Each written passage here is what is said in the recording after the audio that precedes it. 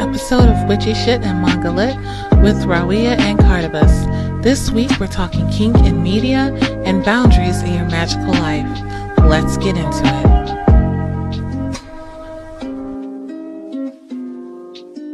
Hello and welcome to this week's episode of Witchy Shit and Manga Lit with Cardibus and HoriMiya.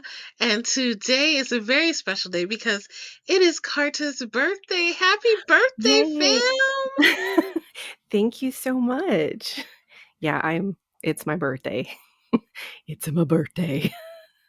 And you are looking all sorts of fly. Is the necklace new or did you always have the necklace? So the necklace was actually a gift from a friend for Christmas. I just haven't been wearing it because Oh, I didn't have an occasion, but it's very sparkly. it's so sparkly. It's super cute. So yeah, what are we getting into today, Carta? So today's topic is we are going to talk about boundaries, consent, and contracts in magic, and kink in media. So kind of theming it up a bit. Uh, I I thought it would be fun to talk about, especially since I know we've talked about we've skirted the edges of the topic previously, Yes. but we haven't dove in the way we're going to today. Mm-hmm. So Just we're gonna gonna get into it. dig in. Yeah. Let's get into it. So what media have you consumed this week? Oh goodness. So since the last time we spoke, I binged 2 shows and I've read a significant amount of manga and comics. So the shows that I binged was we finished the Campfire Cooking in Another World, which is absolutely adorable. I'm a big fan of that one. Super cute. And then we watched another one called Handyman Saito, which is another isekai about a guy who's a handyman and ends up in another world. But what I did not realize when we first started watching it is that show's an ecchi. So there are all Wait, kinds of explain that. What's an so ecchi? ecchi is kind of like it's pervy. It's very pervy. That's what it means. Ah. Yeah, so like we're like sitting here watching it and all of a sudden like there's just tits everywhere and there's this one scene where the handyman finds a book the wizard has been hiding, and like inside it is a censored mushroom that looks like a dick. And the wizard's like, yeah, this is a special mushroom. And he literally starts sucking the mushroom dick in front of him. And I'm just like, wow, so this is what kind of show this is. And meanwhile, Kurt's like, I didn't realize this was like, it's fine. This happens a lot Mm-hmm. because, shows are just like that. I just didn't realize it was like that until we were like halfway through the Mm-hmm. season. It's very funny though. Like I appreciated it for its humor. And then the other show I watched is called HoriMiya, and I watched Mm-hmm. that for today's topic because I saw a TikTok about it was just like a clip of this guy like randomly berating this girl and her really liking it. And then him feeling super duper bad afterwards while she's like in ecstasy, basically. And Uh-huh. I was like, what show is this? Mm-hmm. And in the comments, they were like, yes, this is HoriMiya. And I was like, well, I need to figure out what this show is. And I binged the entire thing in a day. It was adorable. Granted, that element of it is only one episode, but the episode is friggin' hilarious. So it's basically the show is this nerdy guy who got bullied a lot, is super shy, and a gregarious extrovert adopts him and is like, hey, we're friends now, come hang out. Because outside of school, he like has a ton of piercings and tattoos, and he has to like Mm-hmm. hide in school because of what he is outside. But in school, everybody's like, oh my God, he's such a gloomy nerd. We hate him. So she's the only one like who knows what his punk rock style is or whatever. But anyway, Mm-hmm. it's super cute. And in that episode, that like the kinky episode or whatever, It's so funny because some of the people who bullied him in middle school came to like start bullying him again. And she literally just beats the shit out of them. And they're like, oh my Nice. God, his girlfriend's a monster. And she's like, yeah, bitch, I am. What? And then like they're at the store and he's like exploring things that she likes. So she like brings him shit and he's like, what the fuck is this? And like slaps her across the face. Meanwhile, she's like, ha. And the guys are like, oh my God, he's hitting the monster. How did that work? And so like he inadvertently like terrifies these old bullies of his and like makes her want to jump on top of him at the same time. And this other guy like pulls him aside and he's like, you don't deserve her and this and that. And he like literally looks him in the face and he's like, could you ever punch her in the face? Just directly punch her in the face. And he's like, no, I could never do that. And he's like, then you can't handle her. And literally like walks away and I was like, Wow. ooh, okay. Yeah. Wow. So that show, 10 out of 10, definitely recommend. It's in my top 5 romance shows now because it was So my top. Can you top punch her in the tier. face? It's in my top 5 shows. Yeah. Other than that, I've been reading a lot of line comics. I've been trying to catch up on a lot of the comics I've been neglecting due to binging the shit out of my comfort BL. Mhm. But I've also almost caught up completely with Twittering Birds Don't Fly. And that Mhm. one like destroyed my soul yesterday because they ended on a cliffhanger and I got the next book, but like I have to wait to read it.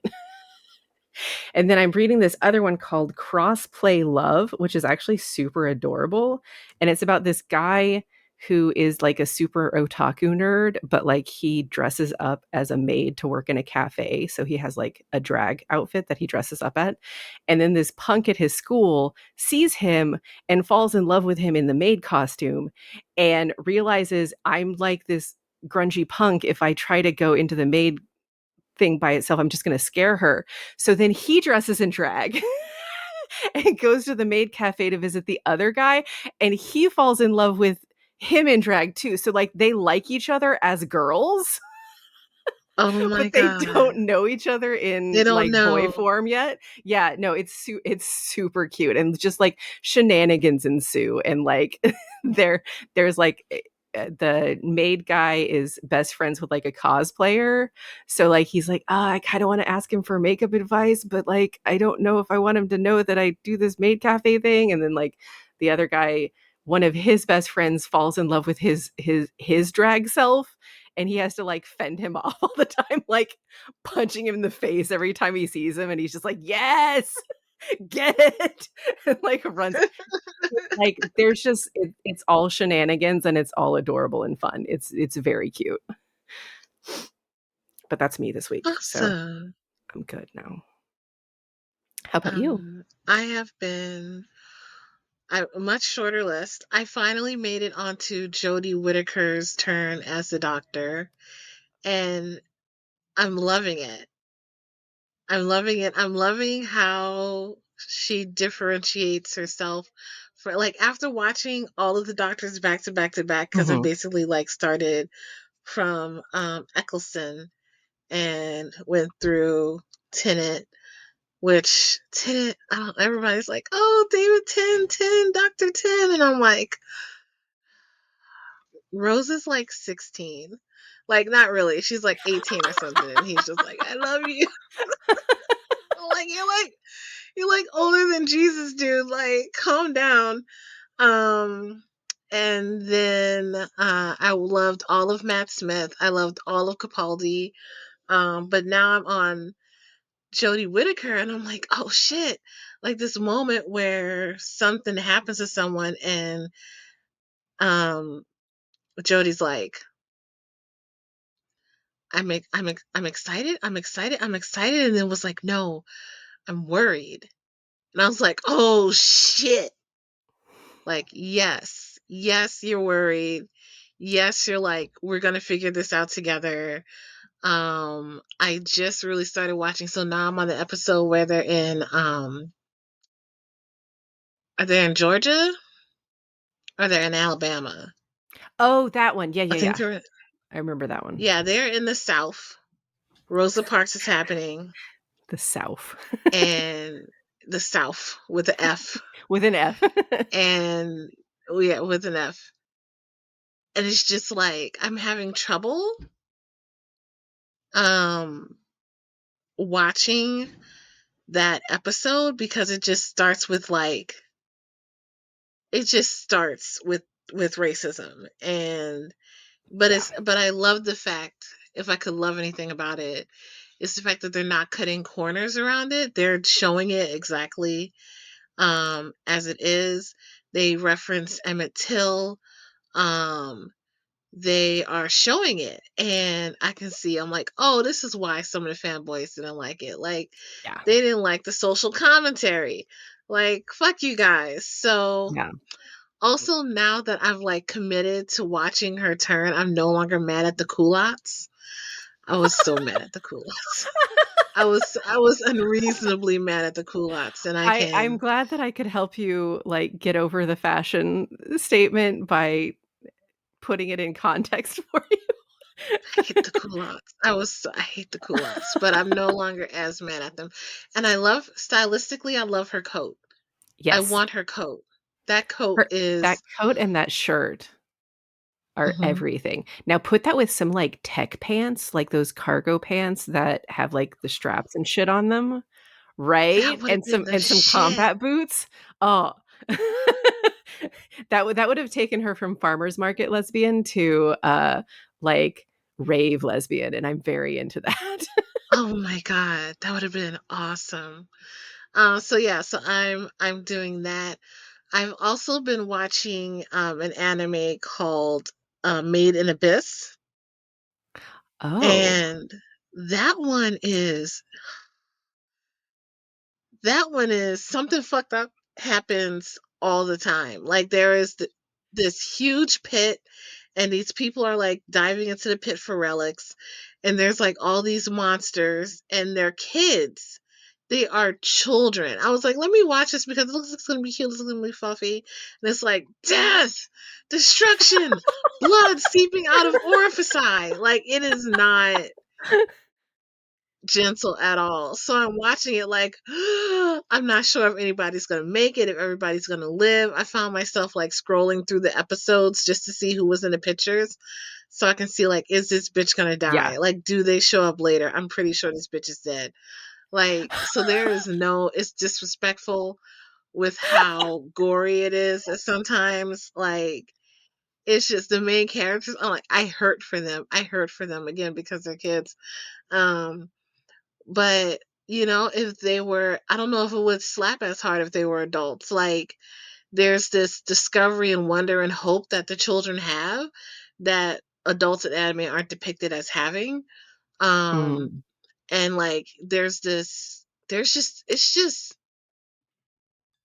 it's just wild, man. Like, it's just wild. Like, so Made in Abyss, I've been watching the series, and then there's 3 movies. I watched all the movies, which was like a recap of the series, except for the final movie, Dawn's Twilight or something like that.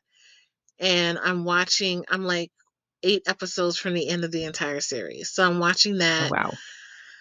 Um, I read I read the BLU suggested. Like, I've been reading it. I'm not finished yet. Which It's was long, to be Hardboiled Love. fair. I mean, I fully don't expect you to binge anything I give you the way that I do, which is like, "Oh, I No, forgot to I'm sleep." on episode 40. Oh, that's pretty good. I'm on 40. Yeah, Yeah. yeah, I'm on 40. That's like halfway through. Yes, I'm halfway through this ish. And so I've been reading that. And yeah, that has been it for my media consumption. I've really been working on the workshop that I have tomorrow, and my book. Well, working on my book while simultaneously running away from my book. Because my editor's like, yo, this shit's mad depressing. We need to change some shit. So I'm Oh, like, so she were cut you out like, like I'm 50. sorry for my life?" Like, how do you respond to that kind of I don't know. I don't know. She's this memoir is too depressing, but I'm it's still things that happened. she's like, I don't want you to lose people. I don't want you to lose people. And plus now the concept has changed a little bit. Not a little bit, a lot of bit. And she slashed 18,000 words. So now I Oh. have to come up with 18,000 words of joy. Oh. Yeah. Oh. Okay. So she gave you a challenge. I have never been challenged like this. And if I had more of an ego, I would just walk away.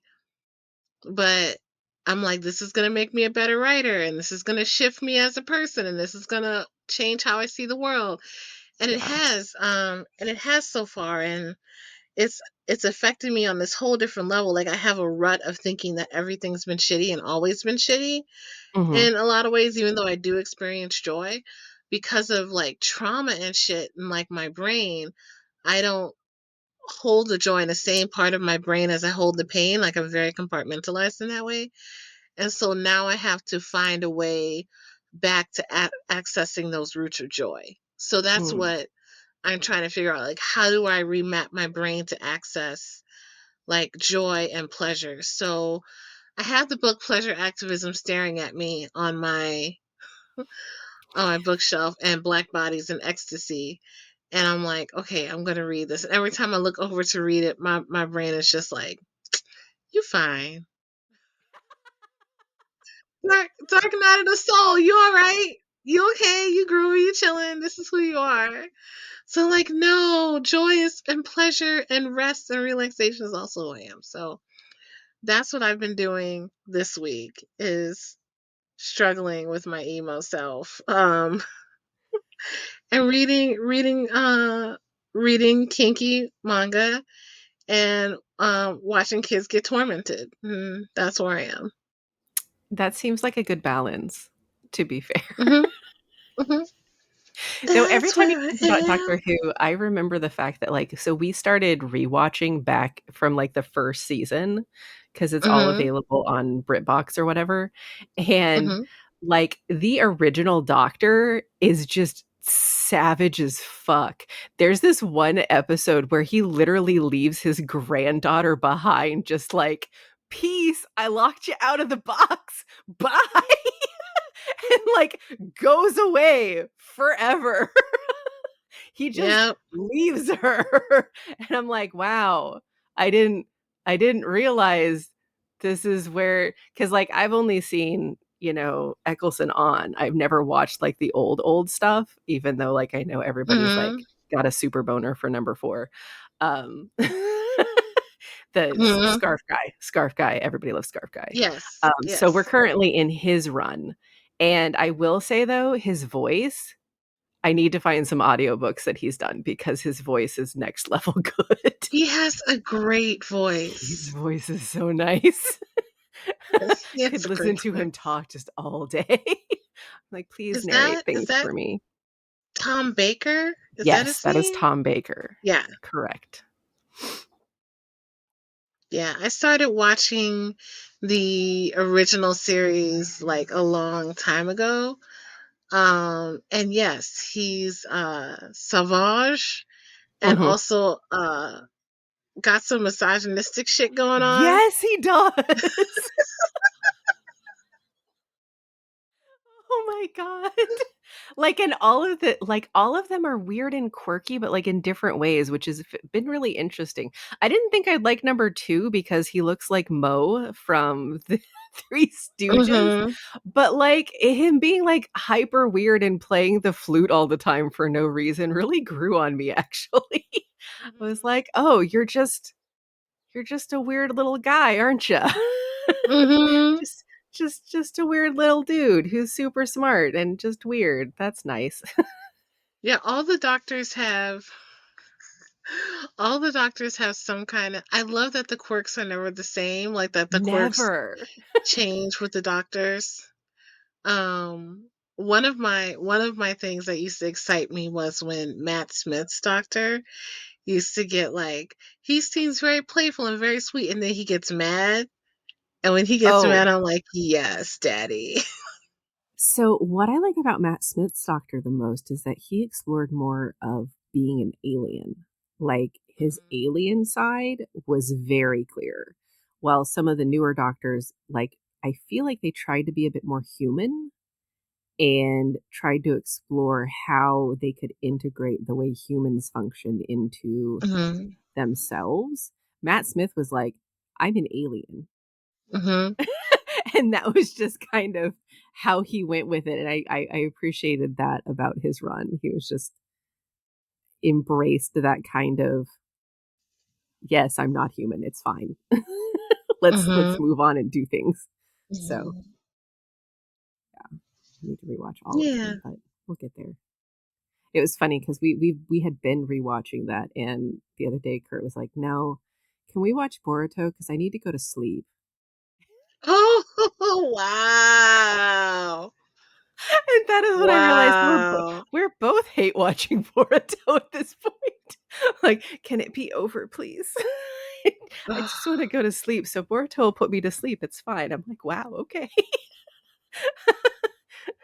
This is where we're at right now. Mhm.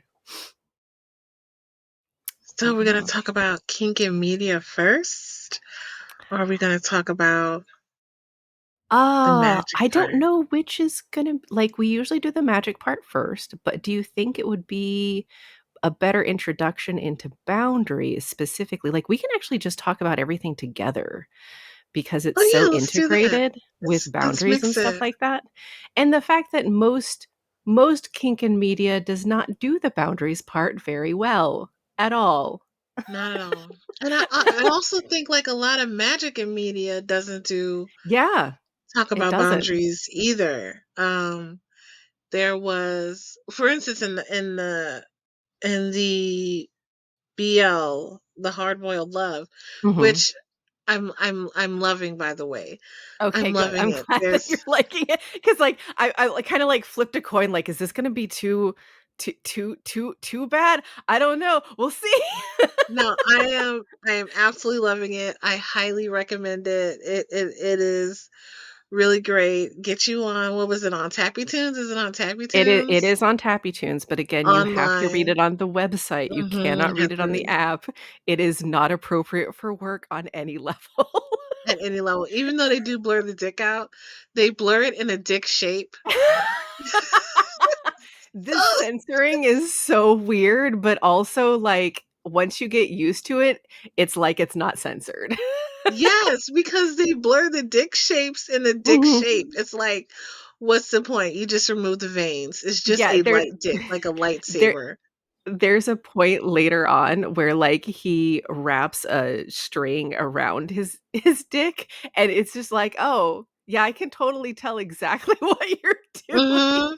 Mhm. This is not a mystery. It's Not not at the all. mystery that you think it is." Not at all. I love how your boy is like, meow, meow. And I'm like, yes, Right? meow. You Me are a fucking kitty. out. Yes, kitty cat, meow. But one thing it felt that I did feel was like we didn't get the talk about a safe word until you're over 30 chapters in.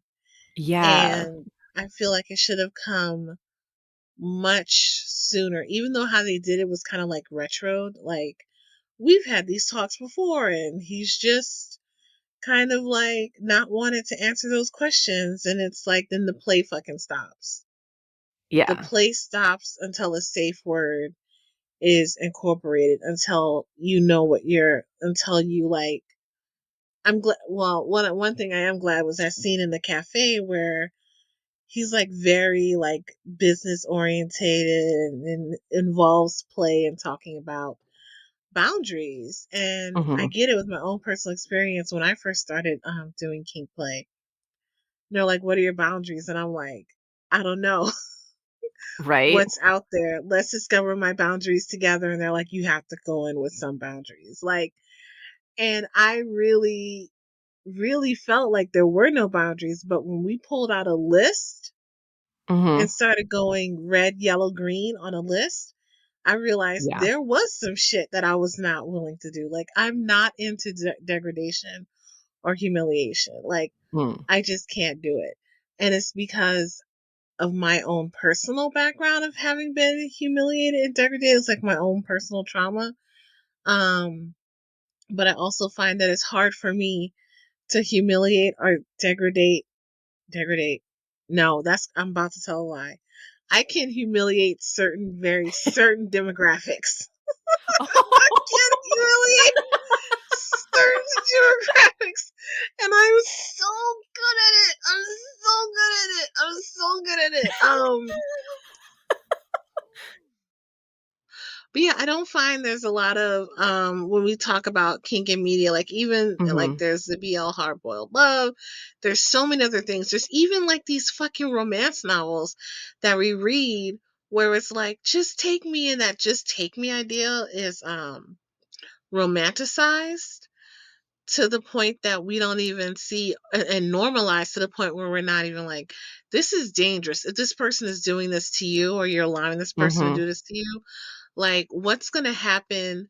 What happens outside the bedroom is sometimes tied to what happens in the bedroom.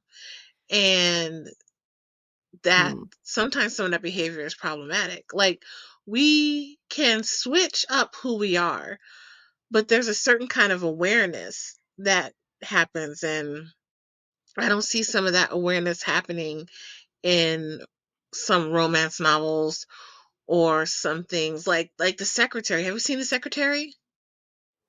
No, but I know what you're talking about. I know of Oh my it. god. Hot movie.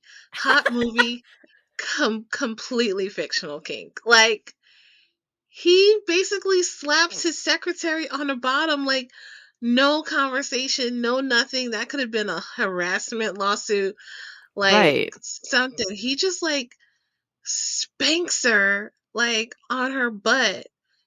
I think he has her pull her skirt up. I'm not sure what he has her do. Does she have her pull her skirt up? I don't remember, but he's spanking her, and there was no conversation. There was no shown on screen examples of what consent is or could be.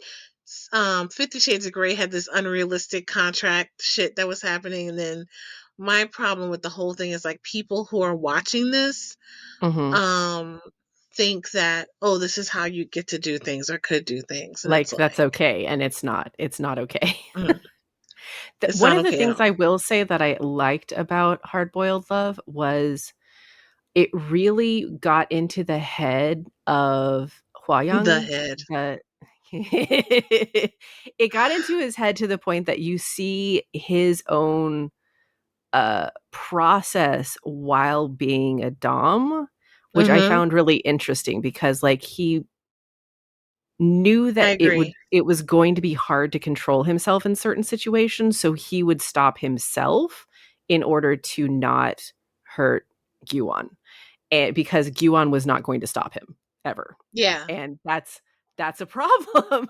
obviously, because, you don't actually if you are in a good relationship, you don't actually want to destroy your partner. No, don't break your toys.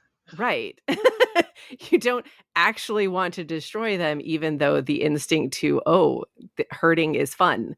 It's not like that. Like, I appreciated that they actually approached it from that perspective instead of just being like, "Yes, it's fine to be psychotic." No, it's not fine to be psychotic. Mm-hmm. Let's tone it down a little bit. But also, what was I gonna say? I realized while reading media like that, like, I like reading kinky media, but I have realized that I don't like seeing male doms in a straight situation. Testify, testify. And I was dominated by a male, an older male, an older, I'm going to just say it all out here, an older white male. Mhm. It I gets remember. worse. You remember, you were I there for this. remember. You were there for this. An older white male who was also in law enforcement. Oh, shit, I forgot that Yes, part. Oh my yes. god, that is Younger, so me now, problematic. right? That was so problematic. Me now is like, what the fuck were you doing, bitch? Like, You were cringe you were a city. baby, though. You were I a was. baby on the scene. That's why. I was new, like, and this is why it's so important to have these depictions, even in media, of what this looks like in a balanced Mhm, way. Is I ended up in this situation for years with someone who was super jealous. Um, he was like 18, 19 years older than me. Like, he was. I explored a lot of amazing things and found out a lot about myself with him, but there was a huge power imbalance that never mhm. got addressed. Yeah. And like it was just and I didn't know there were so many things I didn't know because he pulled that whole machismo like Mhm. cishet guy thing that happened. Turned out later we found out he was queer. Oh, Turned out later we found out he okay. was queer. But it was much later when we found out, oh, he's queer. But what happened is I went to the dungeon one time with a friend. We ended up playing. It was great. And he's like, "Come back the next time." I came back the next time and he's like, "Oh, I paid your dues for the club. Like you can just come to this club whenever." And then I was like, "Okay, great. That's sweet. That's you didn't have to do that, but that's nice. Can I pay you back?" He's like, "No, no, don't pay me back. It's fine." And then he holds up this collar and he's like, "Would you like to wear this collar?" And I'm like, "Oh, leather." Oh, Of no. He course. didn't explain to you what that meant? He he explained nothing to me. It was 3 months later when I read the book of bottoming, and then also the book of topping, which I will say I think it's Dossie and Eaton who wrote Mhm. this book. Brilliant on them because they just wrote the same book in reverse. It's sold and made money selling it. They wrote it one way and then they wrote it in reverse and like and sold a bunch of fucking books. Where I first heard the concept of collaring, and so I Mhm. went back to him and I'm like, I know what the fuck you did. And he's like, what? I'm like, you collared me without my permission. And he looked like he had been caught. Like his whole face turned red, all this kind of shit. I remember because we were at breakfast. I was eating pancakes. They were good. And he just was, and he's like, oh shit. And he looked like he had been caught. And I'm like, don't worry. I'm keeping this collar, but I want you to know that I know. And I think if I were me now, I would have said this is completely wholly Yeah. inappropriate and dangerous. And if this is your attitude towards me, now I don't trust you to keep me safe. Right, yeah. He I don't basically trust you to keep claimed me you safe. without your permission. That's not Mhm. okay. Yeah. And he was keeping other people from playing with me too. Like, I didn't know how much Oh. he was scaring people away because I was like, "I wanna play with other people. I wanna play with other people." But they had to, like, pass through him, and he was telling everybody no. He was telling everybody no, even though he knew I wanted to have other play partners.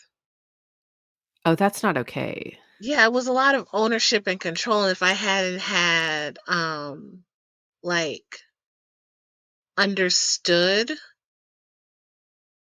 Like, I was constantly reminding him that I am, like, not a doll on a shelf, and I should have never had to do that because I should have been able to explore and have fun like we talked about, and, like, Mhm. my boundaries were, like, that I needed to have certain things, and his wife had a I boundary was like, around our relationship.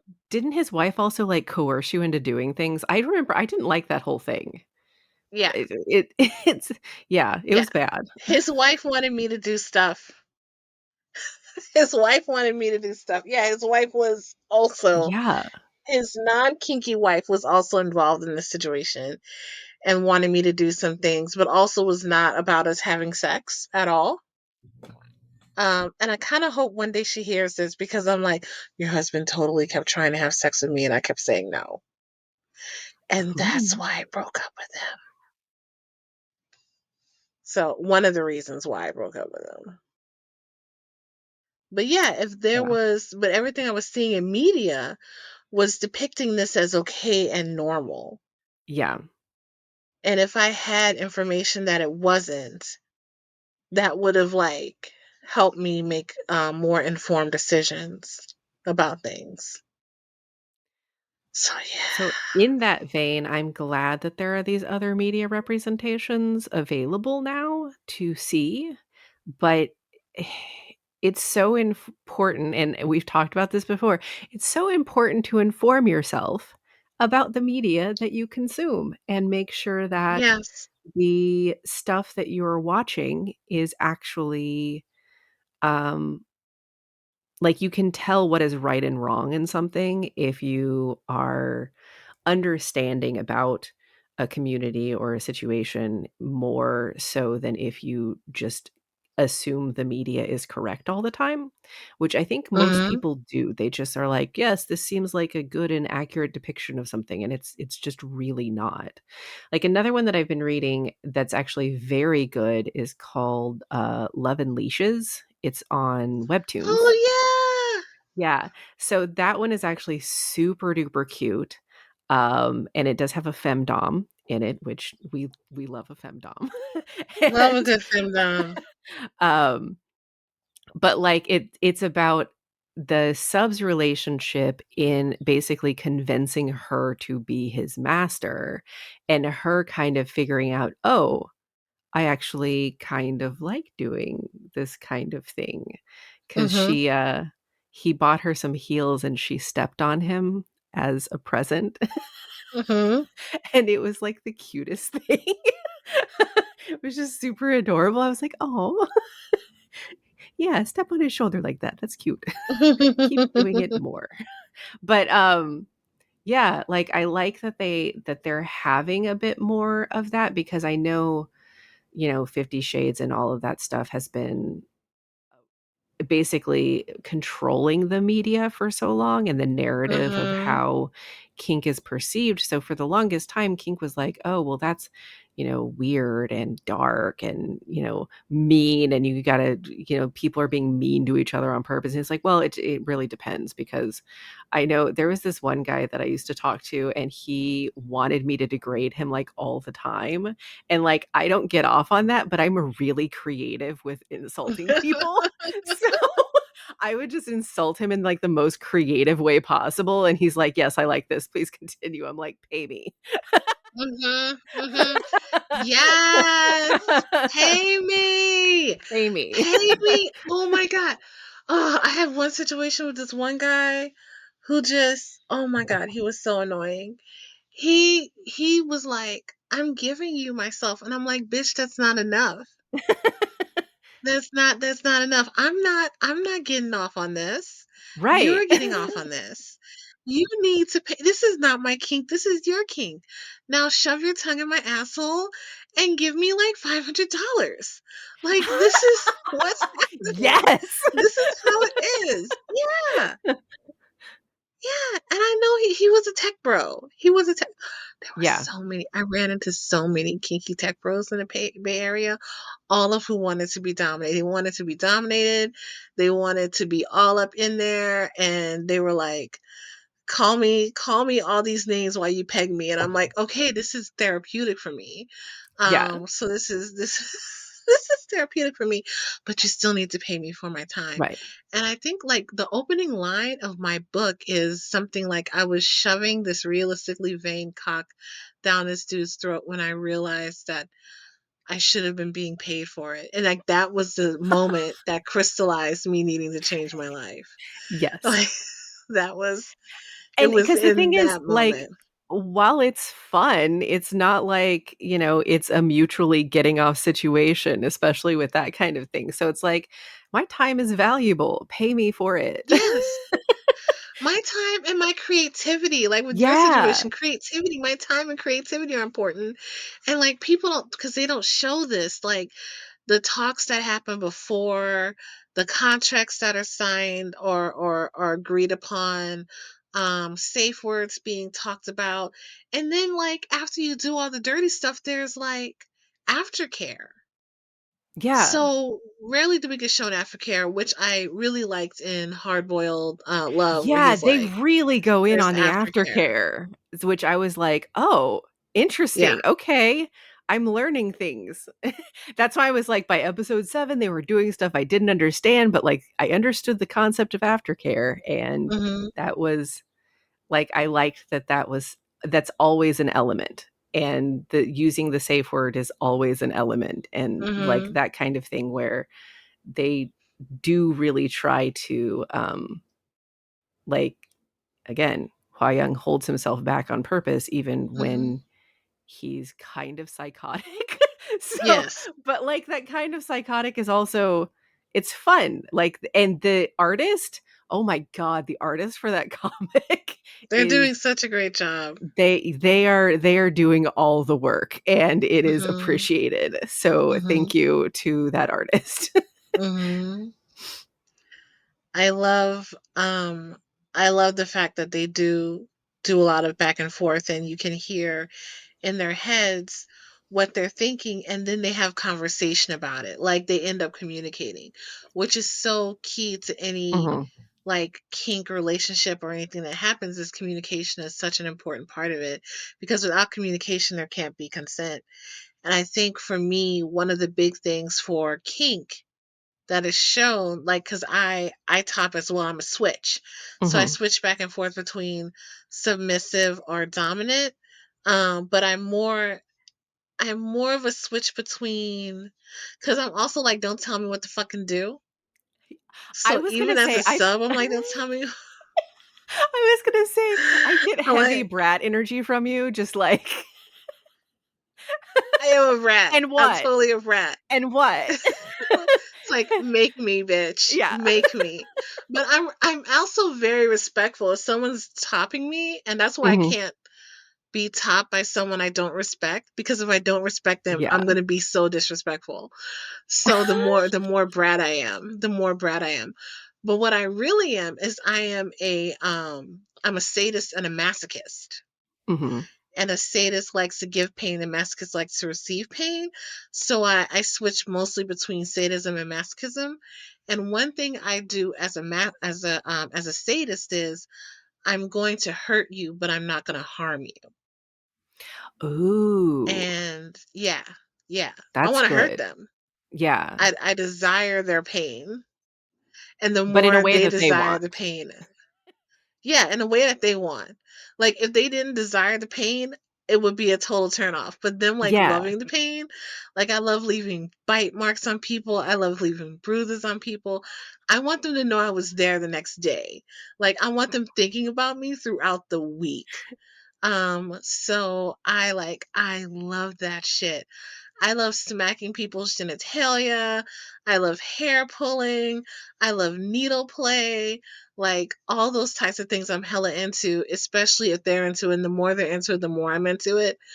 Um, but it's like I want to hurt them how they want to be hurt, but I don't want to harm them mentally, um, physically, like fuck them up, or emotionally in any way. Unlike one of my friends who did a scene as a clown with someone else, and they were terrified of What? clowns. I shouldn't laugh. Oh, no.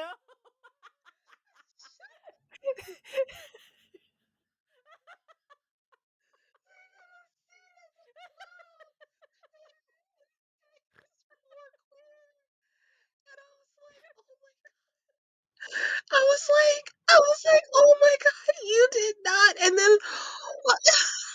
Oh my god, you did not. It was wild. It was No, you wild. It gotta was tell me what kind wild. of clown. What was it, like a juggalo or like Pennywise? Like, what level of clown are we talking here? It was kind of Pennywise going on. It was kind of But that's kinda hot. creepy, creepy clown. It was a mess. And they were like, "Yeah, I don't know why they're not talking to me right now." It's like because they said they were afraid of clowns, and they meant it, and you were like, "I'm gonna be a clown." So, And you're so like, it took "Because them a you were little a while. They clown. eventually On resolved on it. every Yeah, level, you were a clown." clown on so many levels. So yeah, I think that communication is important as well as now there's two concepts which I also think applies to magic as well. There's Mhm. like this safe, sane, consensual idea. Like it's safe, sane, or consensual, meaning that it's safe to do, you have consent, and it's within sanity. Like within sanity, like something that someone wouldn't say is like completely over the top. Like we'll have things in there that's like spanking or flogging or like being a human table or like puppy play or kitty play or things like service and all this other stuff. Being someone's secretary. I was good at being someone's secretary as a submissive and being of service as submissive. And then we have this other concept outside of safe, sane, consensual. And this is what I consider magic to be more than safe, sane, and consensual. And that's called RAC, risk Mm. aware consensual kink, which Ooh. means shit's gonna fuck you up and you're aware of it and you consent to it, and that's your kink. So that's when we get into things Yeah, I was like gonna ask blood about that because, play like, and piercing, because I know some people are into, like, branding and stuff like that too, which is mhm, permanent. That's permanent. So, yeah, but, like, if that's what they're into, that's what they're into. and I'm not gonna. scarification. Sometimes the Yeah. scarification heals, but sometimes the scars go away, but sometimes they don't. Mhm. So yeah, scarification. I know I have seen such for Easter, someone that I knew, they like strung her with her arms out and her legs out on their back porch and literally built a crown of thorns to put on this bitch's head. Like, and they had her up there all day Wow. for Easter. Like, they did an Easter egg hunt around her. Someone had put an egg inside of her. Like, there was a whole thing That's happening, so and people. dramatic. That's And then there so was a cookie dramatic. baking. They were baking Oh, cookies inside the house while she was just hanging up out there with a crown of thorns, being did they let her occasionally have a cookie, flogged. though, afterwards? Oh yeah, yeah, yeah, yeah. She got a Okay. cookie That's the afterwards. She important got a part. cookie afterwards. Yeah.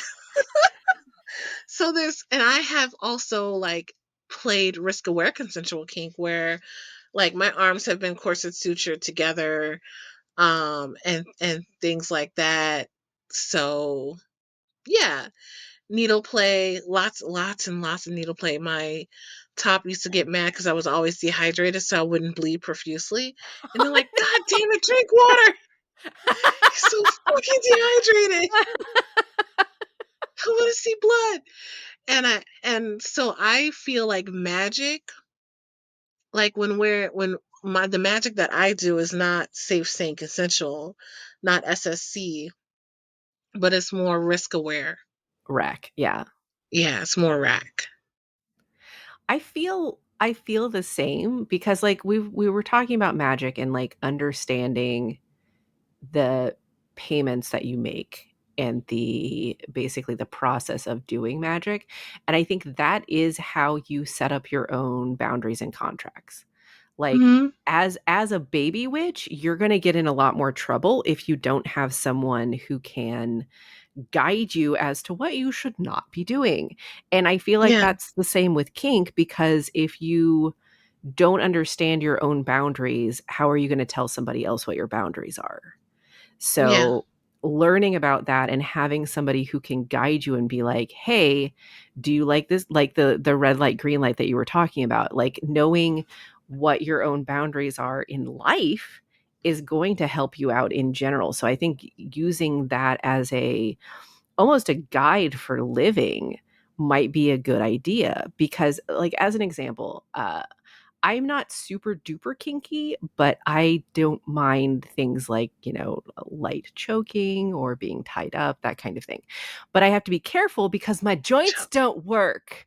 So if somebody tried like shibari on me, the fact that my arm might dislocate for fun, it could happen. And that would be bad, mhm, obviously. So it's not something that I can actually actively pursue in the same way that someone else could who doesn't have janky joints. Um, so it's something that I have to understand about myself in that while I mhm, like it in concept, it's not something that I could probably do in practice because my body would not be able to handle it. It's the same with Mhm. magic. If you know that you can't handle doing certain things as in a magical practice, you should not do them. But at the same time, how are you going to know that right off the bat? You won't. Mhm. So having somebody as like a little tour guide telling you, hey, this is the way that you do things, or hey, um, here's the way that I do things, and maybe you can integrate this into your own practice. That that's helpful.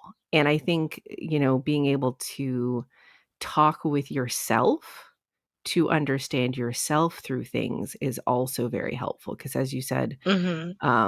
you learned a lot about yourself through practice, but it may have been better had you had an actual guide who cared about you as a person Mhm. to Mhm. start with. Yeah, who cared about me as a whole person, because I think they cared about the version of me that was in their head, and as Yeah. soon as I stepped out of that into my whole human being dynamic, it was like, "Oh, no," and I'm like, "Oh, no."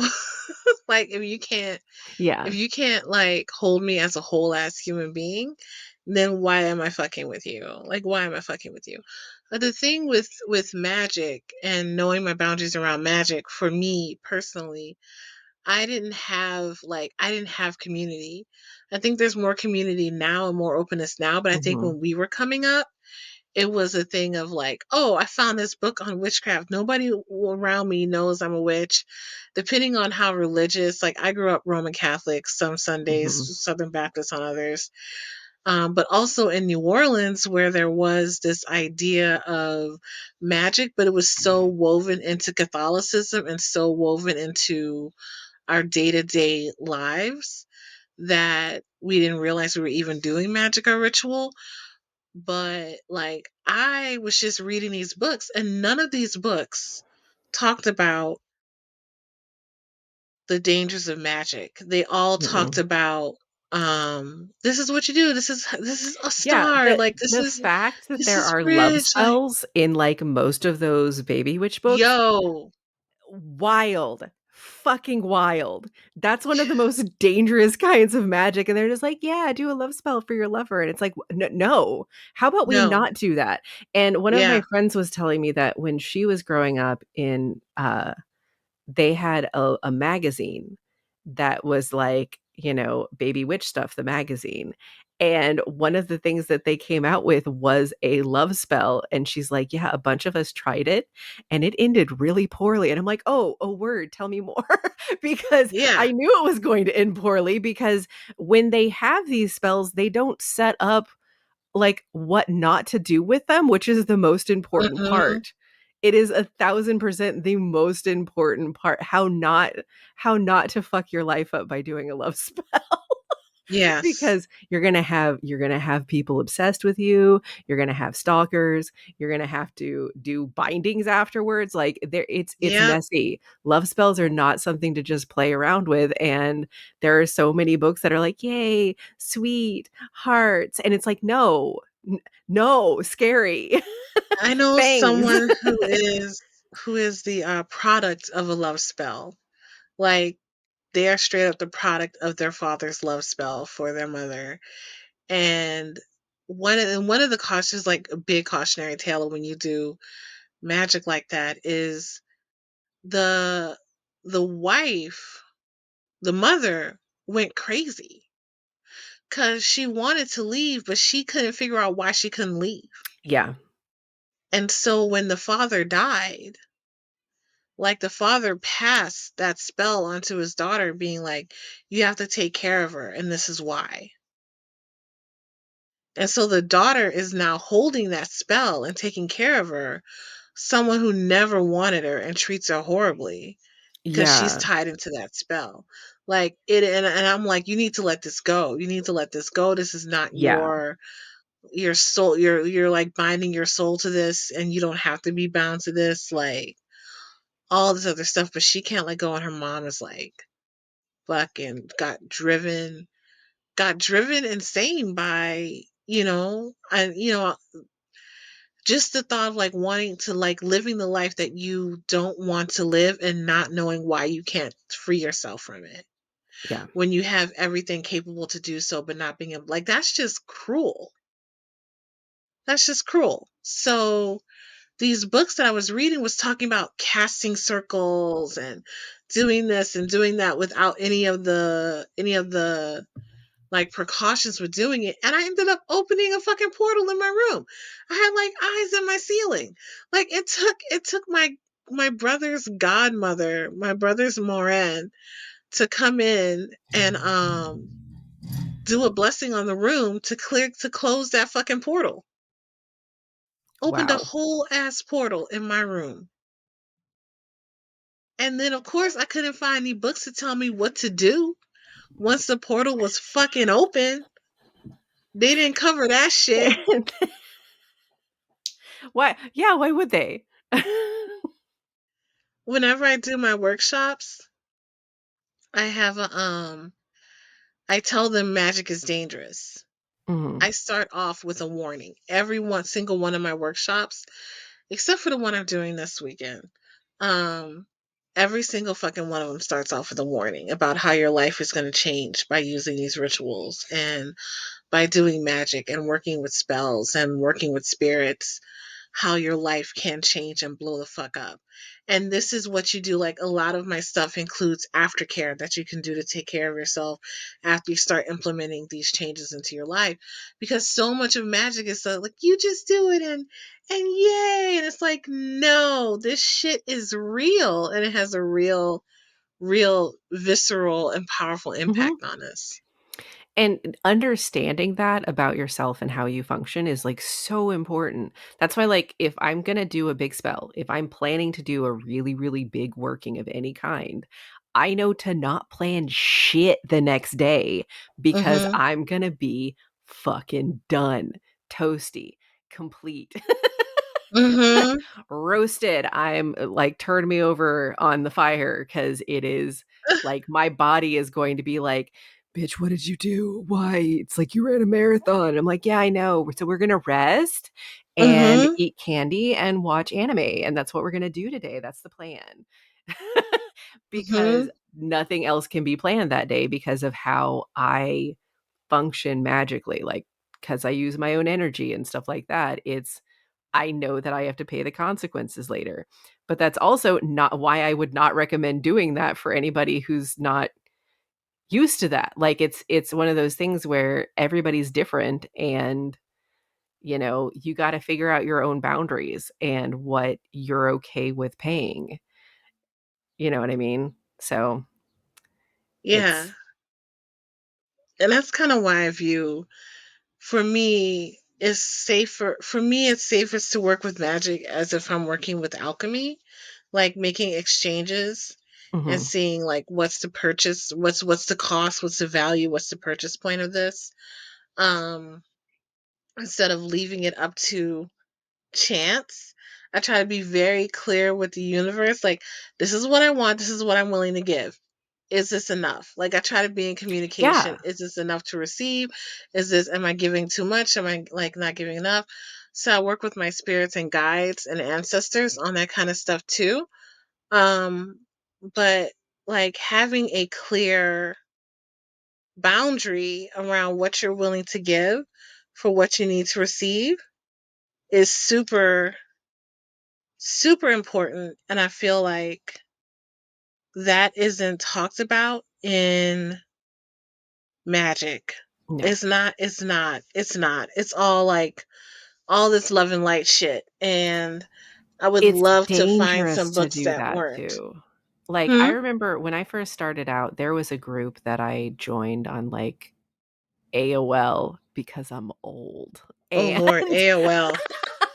there was a group Y'all I were had chatting joined on on A ICQ. Yes, and, like, so I was reading this book, by Ronald Hutton, and I actually Hmm. really like Ronald Hutton. He I don't even know if he's a witch, but he just loves researching witch shit and, like, writing about Hmm. it.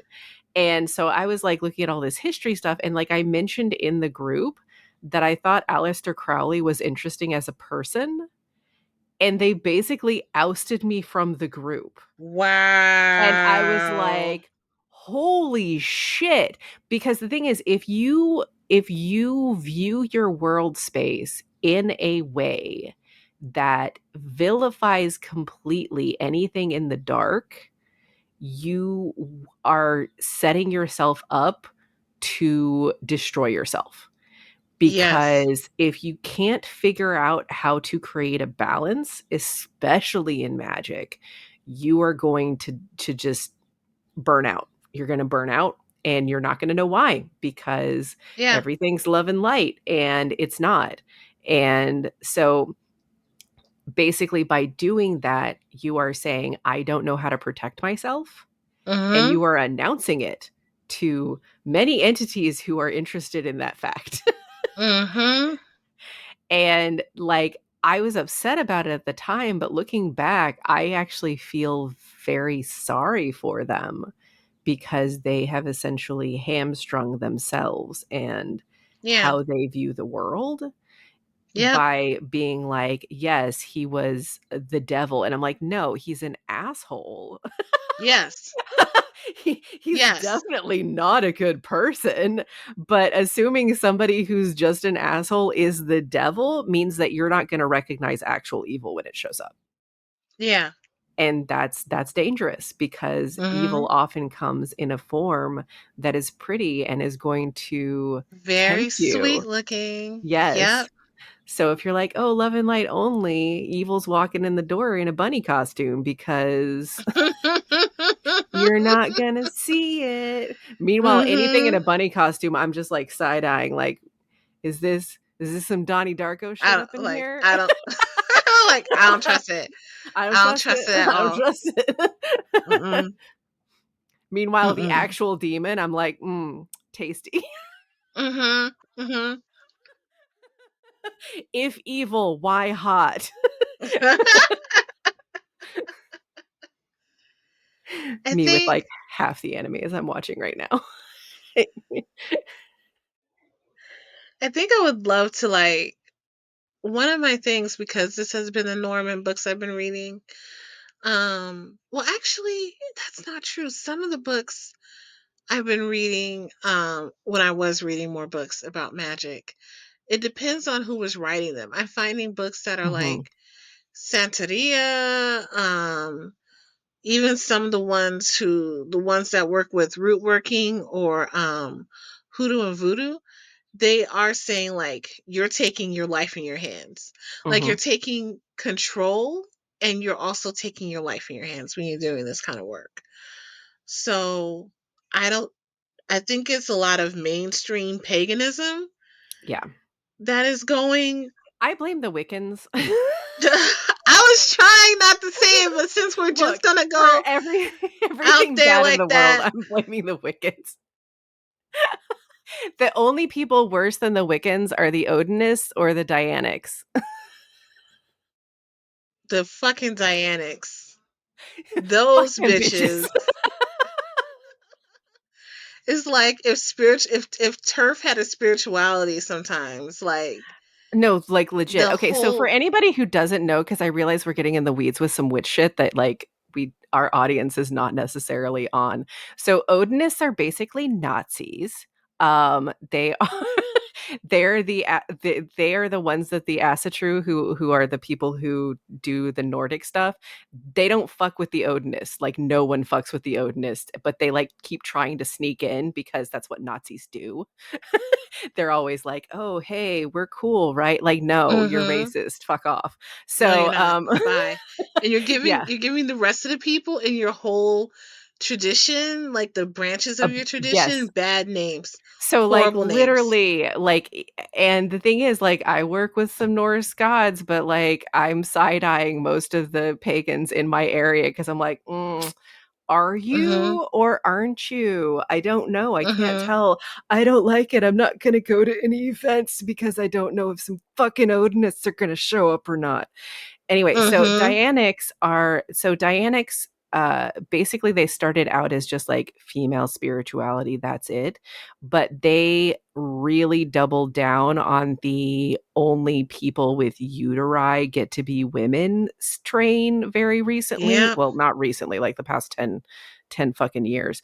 But the people who Yeah. created it, like, oh God, they're horrible people. Like, Mhm. I already thought it was weird the way that they worshipped anyway, because, like, they claim to be kind of like Wiccan, but their effigy of the god or whatever was outside of their room. Like, they would keep it cordoned off in somewhere else Yeah. so they didn't have to deal with it, and it's like, if you're shoving out male energy that hard, that's weird. Like, Yeah. that's so And they have weird. men that serve the temple, but Yeah, as like they're like slaves servants. basically. Yeah. Yeah. But Yeah. I They mean, are I guess like that's their kink, so go for it, my dudes. enjoy. I think I don't know if this was while you were in the coven or while or before you were in the coven, but we had someone who was a Dianic witch, who had joined the coven, and eventually they left. We loved their partner. They were like a storm cloud, but they left because we were not, even though we were all at that time identified as women in that group, Hmm, like we were not all about just straight up female divine energy, the feminine divine energy. We were yeah. also about the masculine divine as well.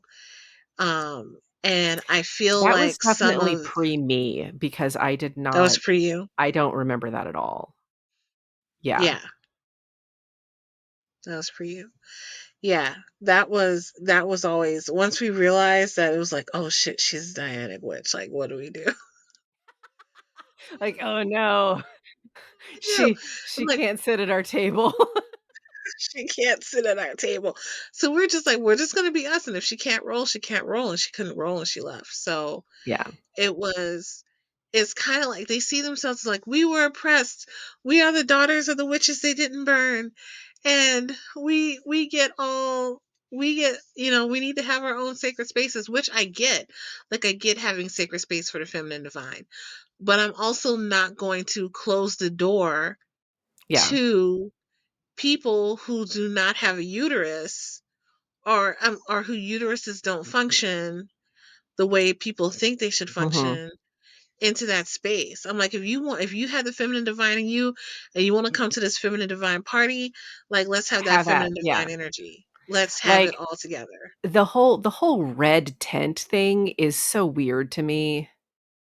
Like, maybe it's just because I don't when I had periods, I hated the fact that I had a period, so Mhm. because it literally ravaged my body.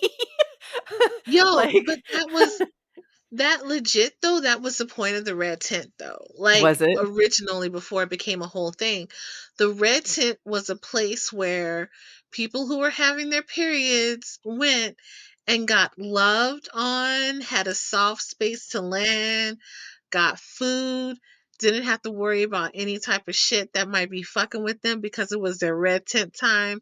So they Oh, had okay. like spiritual cleanses that were happening, not because they were dirty, but because they were releasing things through their body. And like it was basically red tent was like on some spa shit for real. It was on some spa shit. It was all about No, like release nobody told me and that, so I thought they were just, like, in a tent shouting about having a period. no, no. They were in there doing each other's hair and shit. Like, See, that sounds super fun, though. yeah. Yeah, that was at least that's what it was. I don't know what people are doing with it or taking it to mean now, but it was this Oh place, like my it was a god, this is sanctuary. delicious. What do you got? It's a key lime LaCroix. Oh, I just started the cherry limeade Waterloo, and Yeah. that's been It, like, tastes like it's key lime pie, amazing. though. I am Mm. a little shooketh because I'm not used to it actually having flavor. Like, I want my water to be like somebody took something with flavor and, like, went like this and then fucked off. Over it. That is the cry. That is the cry. I'm here for this. I want the sodium. So if they don't have sodium anymore in these. That is disappointing. So Oh, that means that I have not been consuming the sodium I thought I was consuming. I have to go lick a salt, just pour salt into my mouth at some point because I am oh always my god. very low on sodium. I I'm looking at my salt rock lamp, and there was a time when I was high where I did I did lick one of the stones, and it was like, Was it "Ugh, ugh." delicious? Was it It was delicious though? it was not it was too Oh, strong. It was too strong. sad. I was not ready. Sad. Well, like, so basically, I had a doctor tell me once that I needed to stop drinking water, and I was like, "Bitch, what?"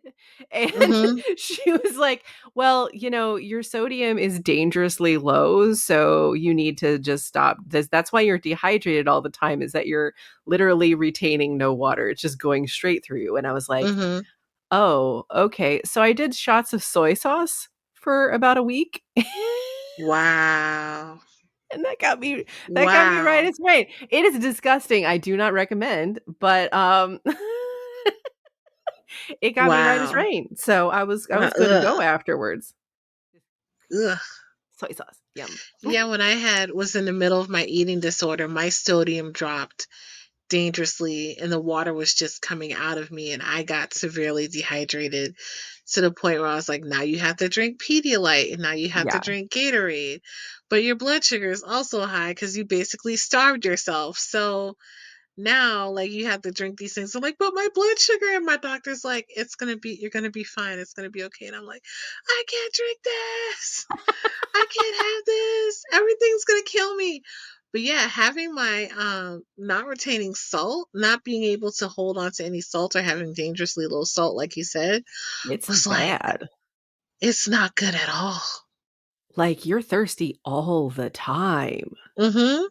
Like, constantly, like, I mean, I'm a beverage goblin now, but, like, if I don't have a if I don't have a drink for a few hours, I'm fine. But at that time, I Mhm. was like, "I need a beverage in my mouth constantly or I will Mhm. die." And it was because I had Mine no was ice sodium. I water. just I just don't I don't I don't go to salty foods a lot, and so Mhm. I have to, like, consciously choose salty foods sometimes where I'm like, "Do I want that to happen again? No. No, I don't." Mhm. So I will Like, go it's with not some fun. salty foods. It's not fun. Oh, another fun thing, because 'cause we're in the TMI zone, obviously. Um, so if you only eat sweet things for a very long time, you can get a yeast infection on the inside. Wait, on the inside of what? Y you're you know how you get yeast infections on the outside of your business? You can Oh, get I them always got way yeast up there, infections. Yeah, you can. You like, can. way up there. I'm on a medication right now, Mhm. which I think I might tell my doctor to take me off of, and I'll figure something else out. But basically, because I'm diabetic, y'all. I'm type 2 diabetic. I used to be pre-diabetic, which is like not diabetic, but then I had a real big eating disorder thing that happened and it kicked me over into being diabetic, and it wasn't binge eating, it was restrictive eating. So just want to say be careful. Like fat people do have restrictive eating disorders and it will fuck you up. But I'm on this medicine now called Farxia. It's got this really I keep hearing it as It Farxia. does sound kind of It's funny. it's fart. Sounds like fart. Farxia. And it basically makes you pee sugar. Oh, So interesting. I've had a yeast infection for 3 weeks. Yeah, because And it yeast also like causes sugar. UTIs, which I hope I don't have a UTI because Yeah. I don't even know what a UTI feels like, but I don't want to have one because like if you They don't treat it, it goes septic. I am very prone to UTIs because, I don't know why, but, like, my body just can't handle bacteria from outside of me. So anytime any Mhm. bacteria goes anywhere, it's like, "Oh, hey, infection. Have fun." And I'm Oh like, "Oh, no. no." Well, But yeah, what no. do they feel like? What do they? Because I'm So trying it to not feels WebMD it because I don't want to go nuts. So, okay, one of the things that will help, and I will tell you this right now, if you're worried about if you are on medication that might give you a UTI, take cranberry pills. Okay. They're so the cranberry pills help significantly. I have actually gotten rid of UTIs without having to go on antibiotics by doing that. And it's when it's just close. So basically your urethra gets really swollen and it makes it hard to pee. And, basically, the worse the infection, it's nearly impossible to pee, but you feel like you have to pee all the time, but every time you try, it hurts, and then when you are actually able to pee, it burns. So, like, Oh, it's all flavors of not good, oh and my it God. just kind of feels like somebody punched you down there repeatedly. So, I would not All right, recommend so them. that's going on my target list right Yeah, now. and the company EVO makes really good ones. I just keep them on hand in case I get a hint that something might be happening. Oh my God. They One of also my have friends good is picking sulfur up my order. they have a good sulfur pill as well to help with, yeast infections. Okay, cool. Yeah, like, if you consume Cool. sulfur, it actually pH balances your business downstairs. Nice. Okay, cool. Okay, cool, cool. Thank you. I'm Yes. gonna get cranberry pills. So I'm like, I don't even know what UTI feels like. What if I have it and I don't know I have it? Like that. So You thank would you for know if you explaining had that to it. me. You would Okay, know if because you I had it, I 'cause was I was just listening to like a Dr. Hollows thing, but this woman was Mhm. pregnant. She had just had her baby and she got a UTI and having to end up in the ICU because she went septic. And I was like, oh no, how could you not feel that you had a UTI? Like, but her stuff was all fucked up down there because she just had a baby. So Yeah, like, she just had a baby, so she felt like her cooter's been punched repeatedly anyway. So, yeah. normally, you don't feel like that, so if you feel like that, it's probably a UTI. All right. All right. All right. Now I know. I do not want that to happen The more you at all. know, rainbow star. Boop, boop, boop. Cool. Okay. All right. Ugh, that sounds terrible. Um, consent. Con We went off the rails again, but that's how we do. That's We how we did. do. That's fine. This That's is fine. I'm our sure someone audience got some knows. valuable information about Exactly, UTIs yeah. and stuff and other It's stuff we talked about. men can get UTIs too. This is for all of our Yes. audience, not just us. Mhm. Mhm.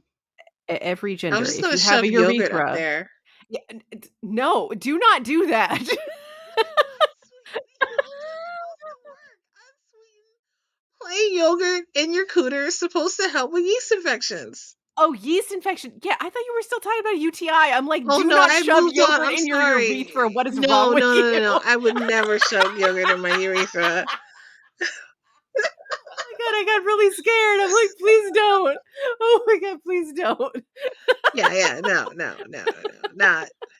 Not happening. I Not could see happening. how that would work for that though, because it's good bacteria. Mhm. Yeah. I get sinus infections too often, so like antibiotics always wreck my shit. Mhm. Mhm. Because I need the surgery in my nose to make my sinuses not suck.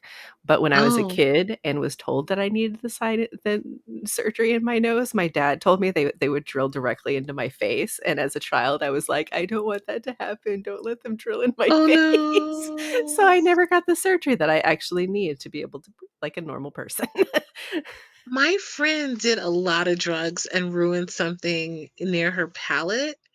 And like so something in her nose was coming down, almost like I don't know, was connected to her mouth some kind of way, but the dentist was able to do something. I don't know was it but it cleared her nasal passage. I don't know what the fuck the doctor did, but she had ruined some of her sinus cavity. I don't know how the dentist fixed something going on in her fucking nose, but afterwards that bitch could breathe in ways she couldn't breathe before. That sounds so hot. It's I'm like just he like, fixed oh something in her God, mouth that breathing. affected Yes. her nose. Yeah. Give me that sweet, sweet air because I don't Oh get it god. enough. I had a doctor once when I had a really bad, like, I didn't know what was wrong with me at fucking all. Mhm. And I went in and he like looked up my nose. He looked in my left nostril and he's like, "It's not supposed to look like that." And I'm like, a doctor saying it's not supposed to look like that is not was not my business. Like that Uh, was like, what the fuck you mean it's not supposed to look like that? And he's like, cover one nostril and breathe. So I covered my left nostril and breathed out my right. He's like, great. Now try to do that with your other nostril. I saw stars. I oh saw my like god. no air was coming in at all. And he's like, you have allergies. And I'm like, allergies since when, bitch? And he's like, well, obviously for a long time because it looks gnarly in there. And he Wow. used the word gnarly as a medical diagnosis. He was like, shit is gnarly inside your fucking nose. And so, yeah, I really need to get a chiropractor, but, like, no one will ever be as good as Dr. Reza, so I'm the reticent. RZA, The Reza, he cracked my back so good. he adjusted my neck, and I've never had to have my neck adjusted again in life. Like, What? he put I those need weights on well, my back, on my forehead, on my head that yes! pulled my thing down and then elongated my neck. Friend, I wish that that would work for me, but my joints just don't.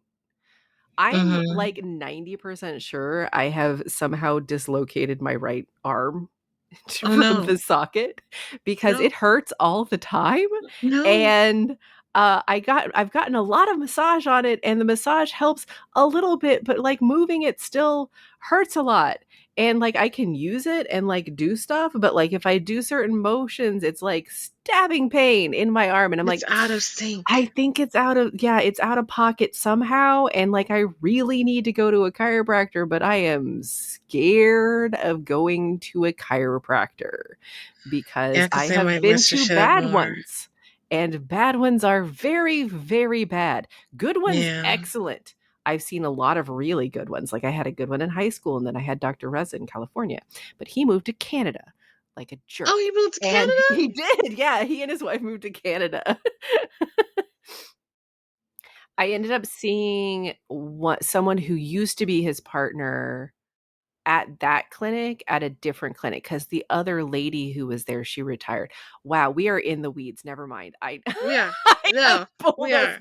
We are. far out of field. Back to Back to consent and back to boundaries within consent. magic. Back to consent. I even think people need consent sometimes with conversations. Like one of the things I'm doing in my workshop, this one of the tools I offer is like, like you vent, but with consent. Like you get Mhm. consent from people before you go into a whole trauma tale because it might trigger them.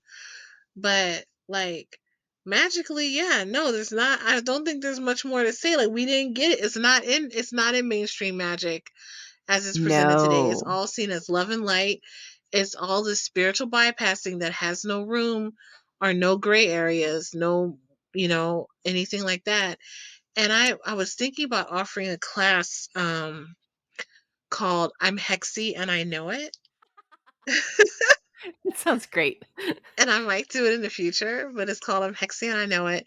And it's about casting hexes and curses and binding. And a lot of it was going to focus on this is how you do it so you don't fuck your shit up. Mm. That's an ex I will be attending that class. Yeah. Because And I keep and it's fucking my like shit up. it's like Do as making I sure you say, give not as I yourself an do. out. Yeah, yeah, don't fuck yourself up, Do kids. Don't not fuck follow yourself up, any of kids. the stories that we have told so far in this episode. Have I talked on here about fucking a death god? Yes, Like that that was was, a contract. we talked about that with our magic episode because you talked Yeah. about that. Yeah, that was good times. Oh my god. So with the coven, I remember we had some really, really fun times with that. We like but at the same time, I feel like because we trusted each other, we never did any boundaries or consent. We were just like, I don't think we magic. knew. I really don't think we We knew had no to concept. we had none. We had not been told that. But also we were casting for a lot of prosperity stuff for each Yeah. other. Um, like to get this job, to get into this school, to have enough money. I Yeah. remember my baby was like, I want to have great sex, and I'm like, oh my god, you're a child, and she's like, I'm legal She's because I've known her since she was a child. So Yeah. yeah, No, when I she remember I came remember back, when she came back with tattoos and you were like, "Oh." And she's like, "I am an adult. I can get tattoos." And you're like, "I know, but."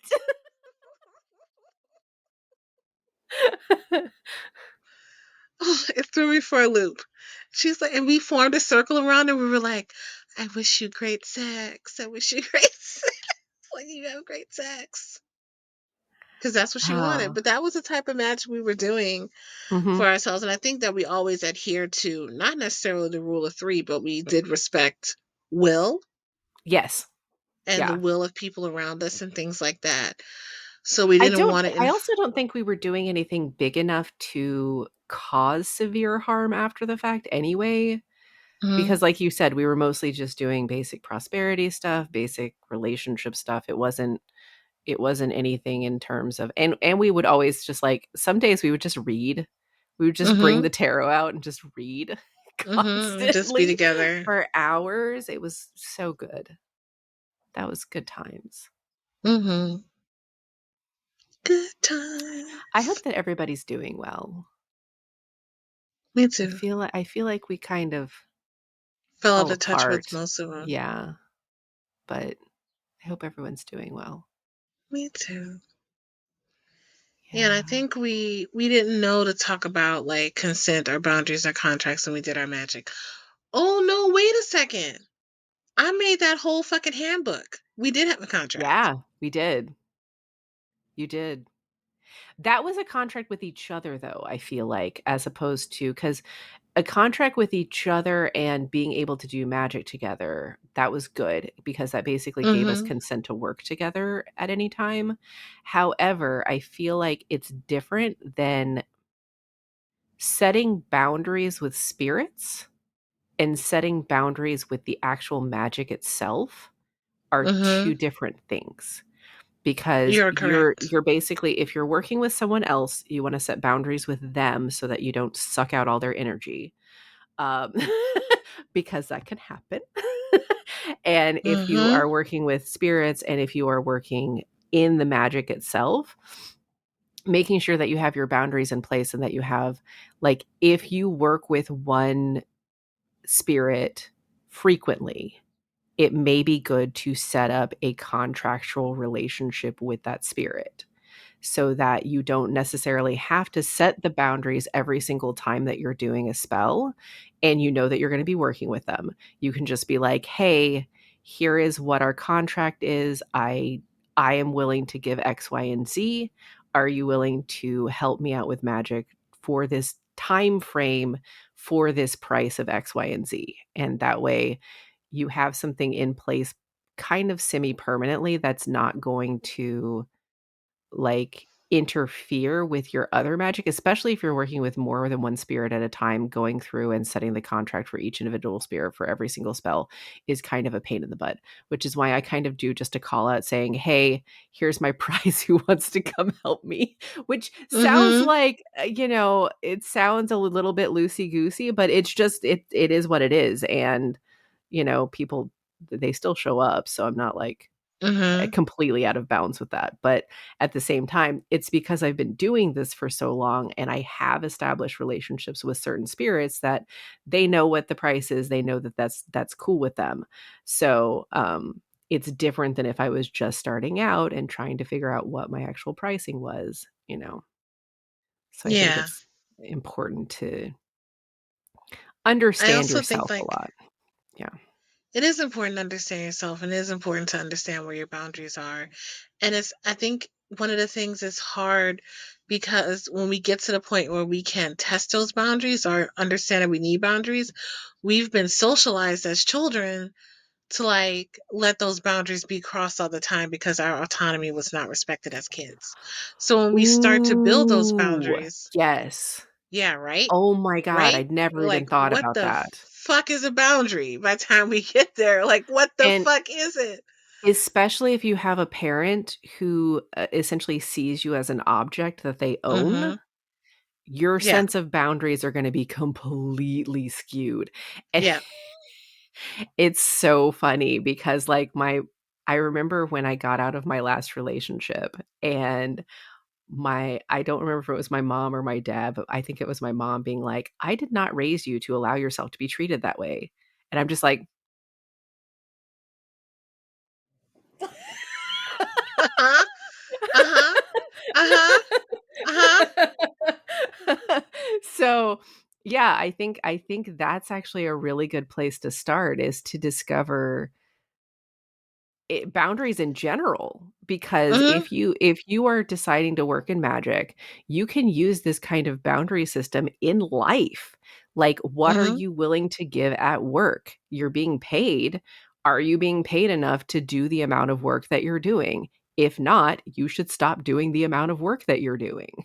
Mhm. You know, like, I think that oddly enough, I feel like Gen Z specifically has been really good about this in the workplace, as opposed to, the people pleasers that we are.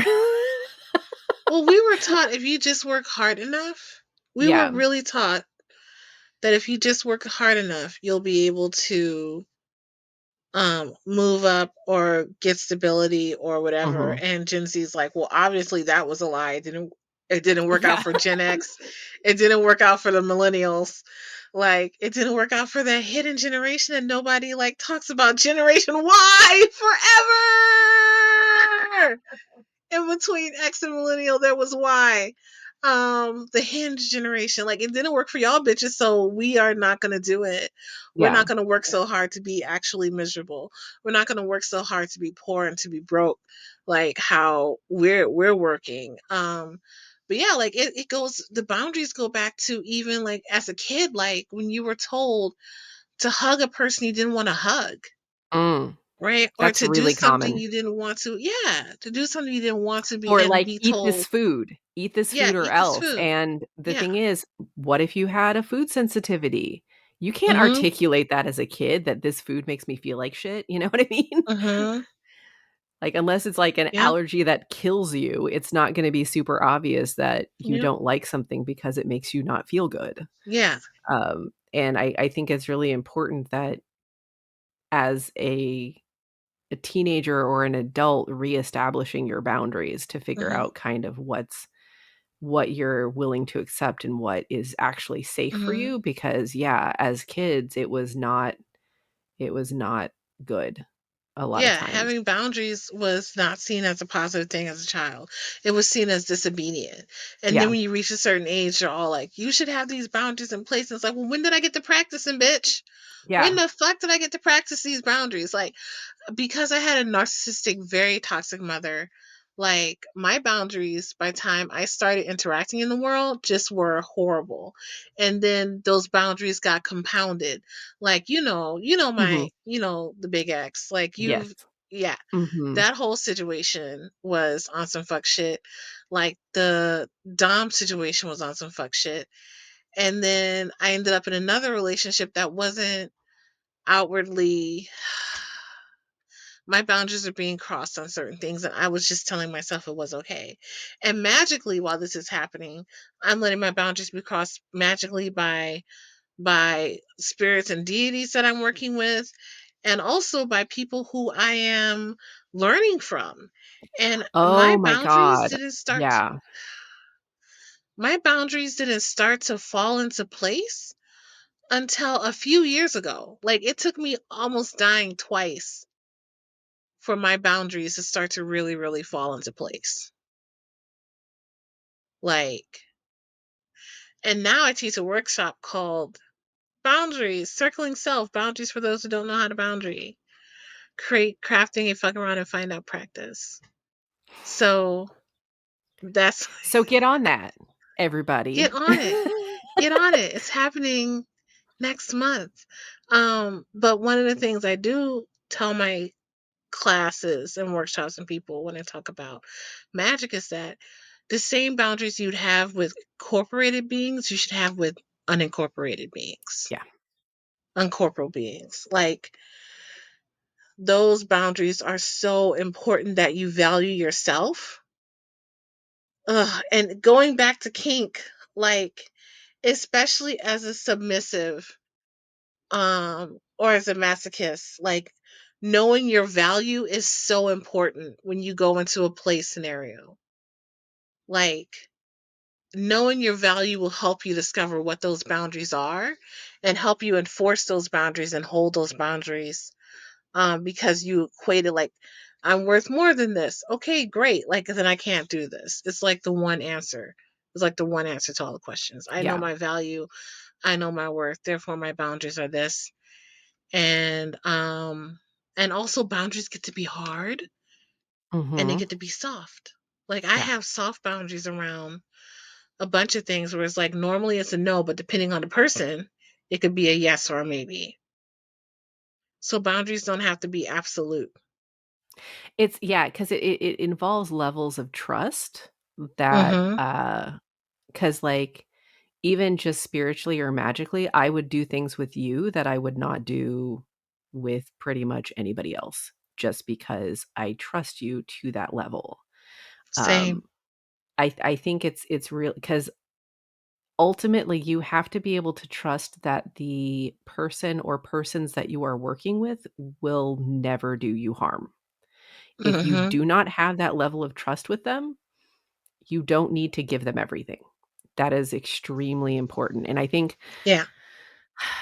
I feel like there are certain things that, like so with magical teachers, there is a very serious problem in the community with teachers taking advantage of young Yeah. students. Yep. Financially, physically, anything like that, where a teacher will say, "Well, you have to pay this sort of price, or this is part of the magical practice, and I am here to tell you it is not." Yep. It is absolutely not. If something smells fishy, it is fishy. You need Mhm. to be extremely cautious about who you work with and who you talk to, because there are a ton of people in this world who will take advantage if you allow them to. Yep. And I think one of the things that make that whole thing difficult is when people move with scarcity and how scarcity Mhm. can impact boundaries. It's like if Yeah. you have a magical teacher and you're like with me, I had a magical teacher who was so invested in whiteness, and supporting, and was a person of color, but was so into being accepted by Eurocentric values and respectability and all that kind of stuff that there was no space for me to exist in my magic as a black person or anyone else in the group to exist, like within our boundaries of this is what we need to feel safe as people of color, going into this going into this tradition that is like we were going to I was going to, in this whole tradition, if I had joined this tradition, if I had joined, I'm just going to say it out loud, if I had joined Old Anderson Ferry, I would have been one of Oh, three black people in Old Anderson Ferry. One of three. One yeah. of three out of the whole entire tradition. So, and I stayed with my teacher because I thought, because Old Anderson Ferry is a tradition where you it gets passed mouth to mouth. It's an oral tradition. Things are written down, but it's really an oral learning experience. And you work with a teacher for 5 to 7 years, and then you get initiated into the tradition. And there's only a few teachers around the country who are teaching Old Anderson Ferry. Like, and if you want to learn, you have to move to them in order to learn. And it's a dedication for years to get this spiritual practice. And I felt a sense of scarcity. Like, if I stop with this person, how am I ever going to, like, Mhm. get initiated. And I found like, oh, I don't need to be initiated in this tradition. My ancestors were spirits and guides were stopping me from getting initiated into the tradition. But I would have left a lot sooner, because I would have seen that this person was crossing my boundaries, Mhm. and I was crossing my boundaries for this person. Like Yeah. both things were happening at the same time. Like someone can cross your boundaries, but you can also step over that line. And it was because of scarcity. And I've seen so many people um on their spiritual path, because they felt scarcity, uh, stay in places that weren't healthy for them. Yeah. And So, another point to that is that, like, not every path is for you. mhm, That's not saying that you can't get into a path that you're very, very drawn to, regardless of who you are as a person. It just means that you have to understand each path and the way that it needs to be walked and make that decision mhm, for yourself. But yeah, some paths just aren't for you, and that's okay. You were talking earlier about Santeria and Wudon and stuff like that. I know for a fact those paths are not for me. One, I am very white, but two, I also know based on the way those paths function that I am not willing to pay the prices involved with being a part of that mhm, path. And that's for me. I understand that. That's not something that I'm going to mhm, dig into. I have also avoided Hinduism, and I have avoided anything with Orisha because, again, that path is not for me. I'm not saying those paths mhm, aren't beautiful or they aren't great. They are. They are just not for me. Does that make yeah, sense? yeah, it makes So, sense. like, it's one of those things that I've understood because I've learned more about them. So, Mhm, always, always, always keep educating yourself because being more informed is never a bad thing, and yep, you're gonna be able to make better decisions for you, better decisions for the way that you would like to live.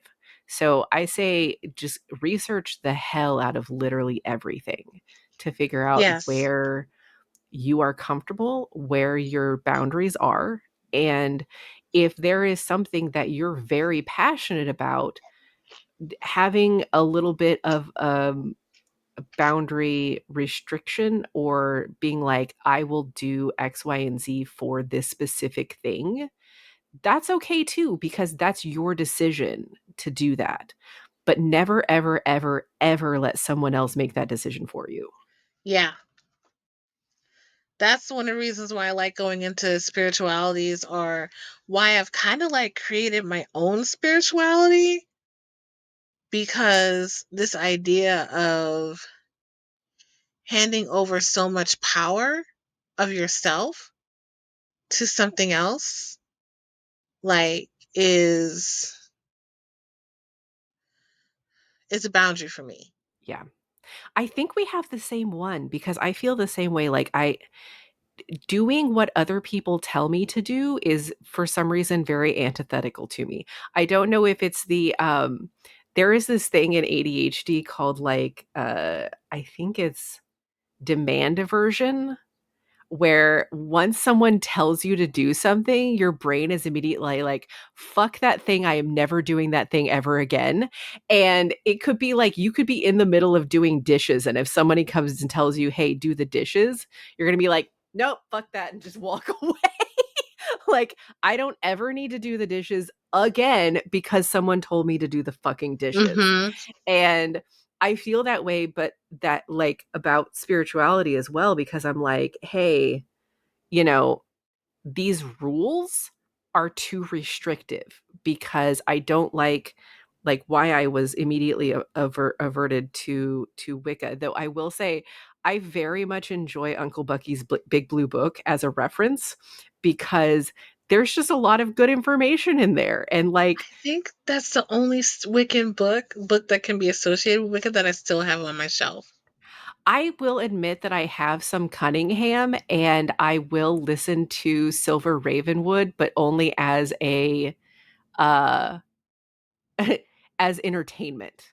I listen to Yeah. her as entertainment. entertainment because she is wild. She is so funny, but like I would never actually worship the way that she talks about Well, it. no, who But I'm has the like, fucking time? Who has the time to worship like she worships? well, obviously she's like independently wealthy and able to do things in her garden that the rest of us could only All the dream time. of. She's like, you collect the dew. Yeah. You collect the dew in the moonlight. Yeah, it's like, "Oh, I wish I had the time to do that or go out Yeah, into the woods for no reason." Yeah, it's yeah. so funny. But again, that's also like everybody is different. Like I remember I was talking about how I have issues with digesting food because my body hates me. And one of my friends was like, "Well, go they're from far away from here."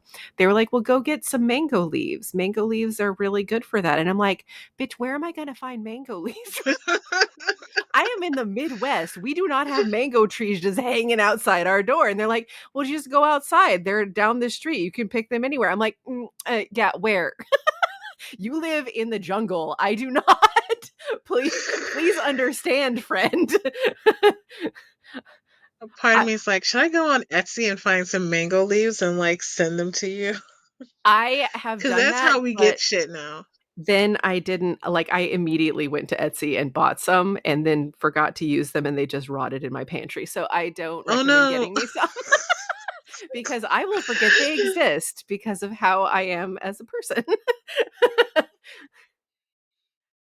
But yeah, like I think understanding that portion is really good as well. But yeah, protect yourselves, everybody. Keep Yeah. your boundaries firm. Once you I decide what your boundaries are, keep them firm. Yo, okay, all right. So this is an example of something that happened where I did not check in and I crossed a boundary with regard to a relationship that I already had with my ancestors. And I Ooh, know you remember this straight. Like I already had this in place with my ancestors. And we had gone to a convention and there was this bomb ass ritual to the Sword of the I remember. Morgaine. Yeah. I wasn't even eating meat at the time. I don't think I was eating meat at the You time. were vegan at We the time, yeah. I was vegan at the time. And we did this whole thing. We had this whole ritual. People are running around, entering ecstatic states, all this shit. Shit's wild. And also I will say it was hilarious about this ritual is when you actually meet the person who held the ritual in real life, they're so quiet and demure. So like just sweet and kind, but the Yeah. ritual was like stab everything. Yeah. Yeah. The ritual was It like, was it shall great. burn! Yeah.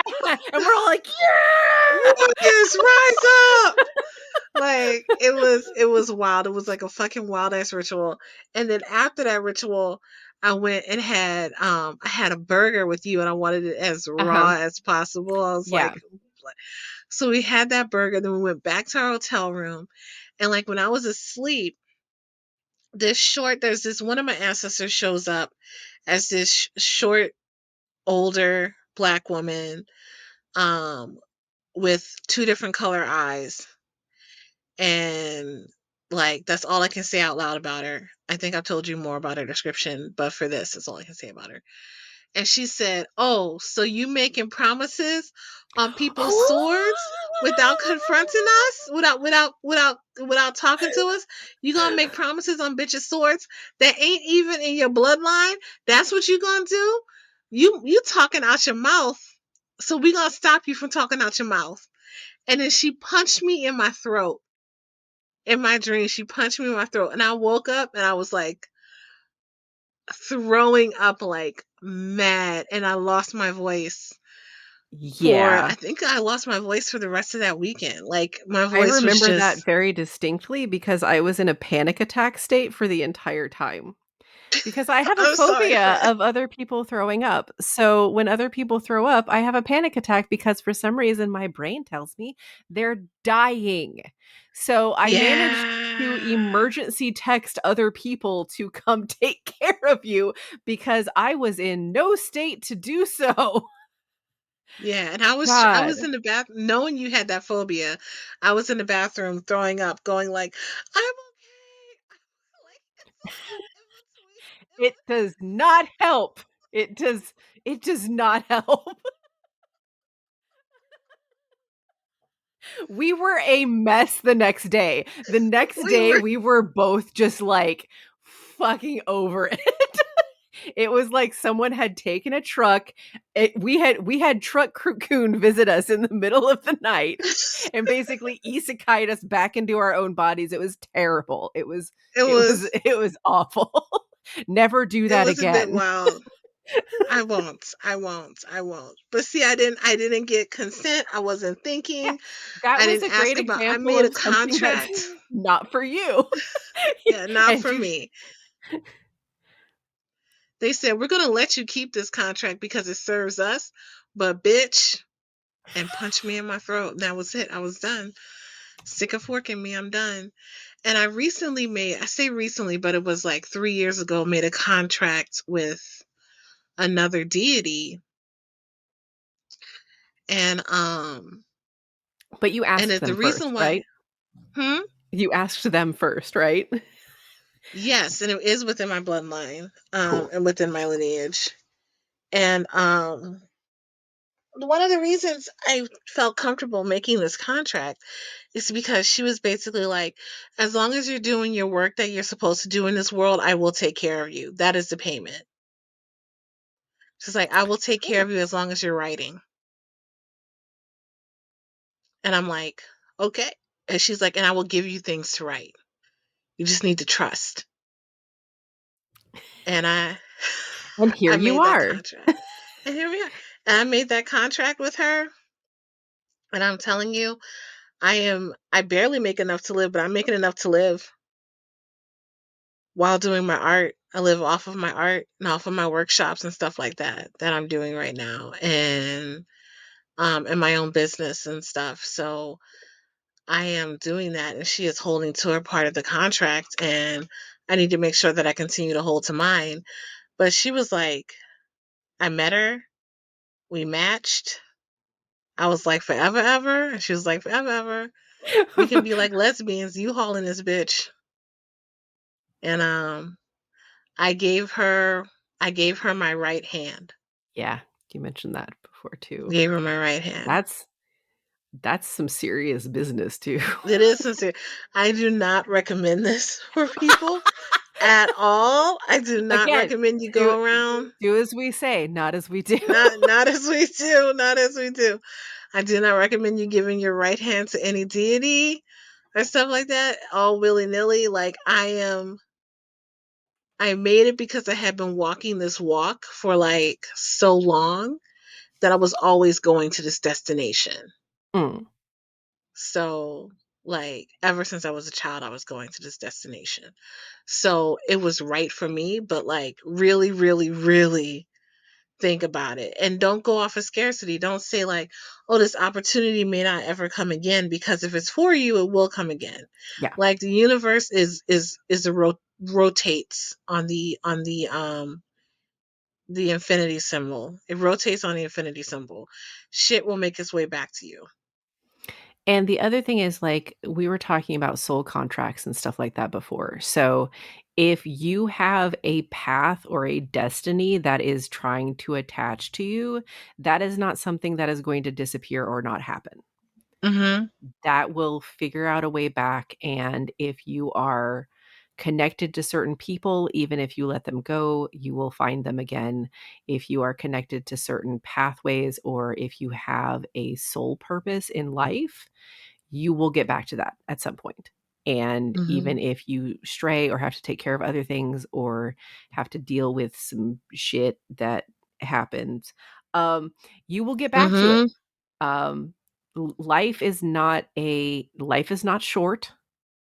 You do not have to do everything when you are 20. It is not a Mhm. requirement of life, so do not feel like just because you are approaching 20 and, "Oh my god, you haven't done everything." It's fine. Mhm. It's fine. Or even You're even fine. 40 for that matter. Yeah. Even 40 for that matter, because there's also this life and what happens after this life that we don't know, and that we only speculate about, and then there's what happens in the next life. God, I don't want to come back here. Let's go back to that planet where I was flying around. I think that That that sounds that that's a nice. good. It's a very That sounds it's nice. like a nice spa day as Oh, as a life. that makes sense. That'd be great. That'd be great. Yeah, so don't let scarcity have you give up your whole self. Oh, the anime I'm watching, Made in Abyss. There was this part where this person had to like ended up in this village where they had to make contracts for value. Like, what is of value to you in order to get this one other thing?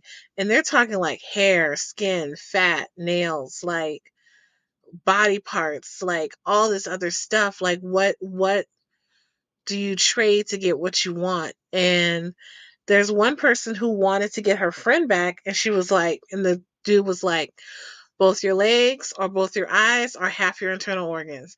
And she's sitting there thinking, I don't even know what half this stuff inside my body does. I can give Oh like half my internal. no. Yes, yes, yes. And someone stopped her and was like, no, you cannot do this.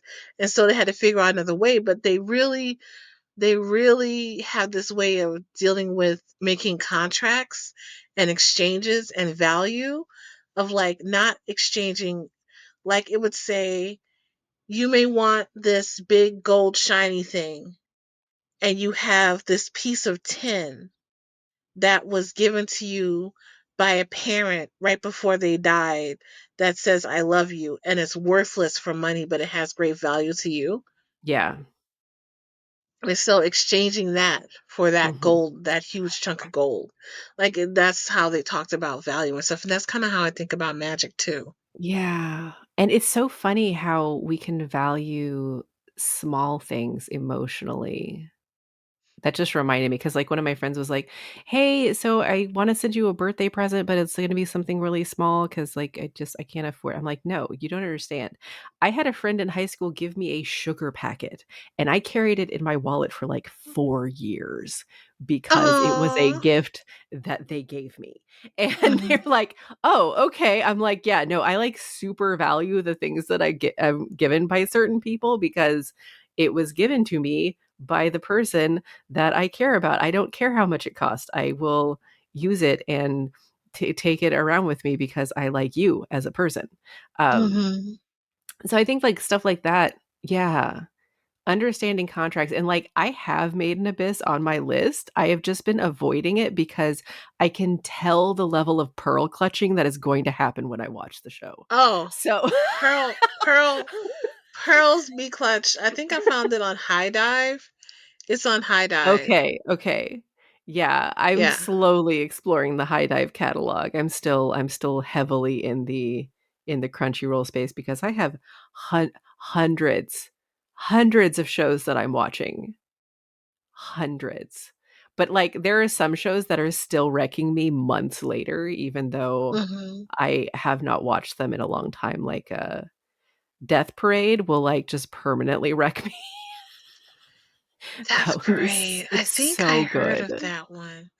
Where did you watch it? Crunchyroll. Crunchyroll. Okay. Yeah, it's the one Elfen where Lied fucked me up. oh my god, that one's on Crunchyroll too, I think. I need to watch that one. I haven't seen it fully, but I know enough of it to know why it fucked you Hmm. up. Hmm. Ugh. And I cannot You tell know. you, like, the emotional chokehold that Given still has on me. I no longer cry because of being sad at the song when it comes up in my playlist, but I tear up because of how much I like it. It's one of those where Mm. I've evolved to the point that I like it too much, and that in itself is a problem. But like serious chokehold, like super, super duper chokehold. I think I saw Death Parade a while ago, and I'm gonna watch it again because it's in my watch list. But I think I saw it a while ago, and I think it kind of like I erased it from my head. I mean, you might have because it's serious business. It's Mhm. serious business and like prepare yourself. I shall. I shall prepare Prepare myself. your body.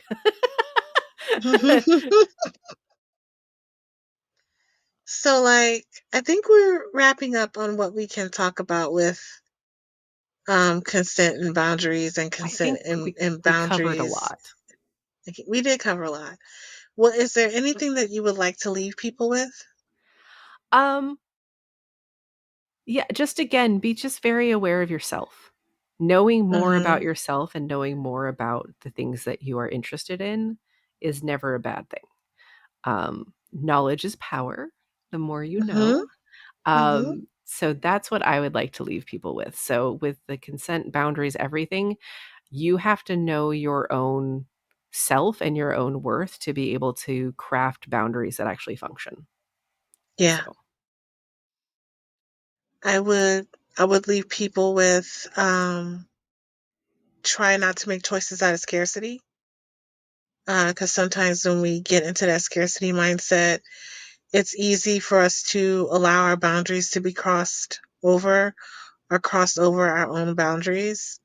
I also will say that there is risk in relationship and there is risk in magic, and to look up that to do risk assessments when you yes. do magic is important. And a risk assessment can look like, what happens if I get what I want? What happens if I don't get what I want? What am I really asking for? Things like that, to ask yourself when working in magical spaces. But I think the main thing is, don't let scarcity rule, because when scarcity starts to rule, we become unrooted, we become ungrounded, and we can make decisions that in the moment may seem like they uphold to our standards and our boundaries and everything that we want. We consent to things that we really shouldn't be consenting to. So that's what I would leave people with for that.